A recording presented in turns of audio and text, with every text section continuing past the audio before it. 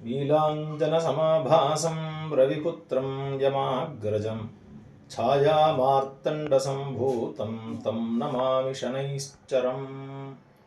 ಶ್ರೀ ಶನೈಶ್ಚರ ಸ್ವಾಮಿಯ ಪ್ರಾಚೀನವಾದ ಬೆಳ್ಳಿಯಲ್ಲಿ ಮಾಡಿರುವಂತಹ ಒಂದು ರೂಪ, ಕಾಕವಾಹನ, ಅತ್ಯದ್ಭುತವಾಗಿ ಬೆಳ್ಳಿಯಲ್ಲಿ ಮಾಡಿರುವಂತಹ ಒಂದು ವಿಶಿಷ್ಟವಾದಂತಹ ಒಂದು ಕಲಾಕೃತಿ ಶನೈಶ್ಚರ ಸ್ವಾಮಿ.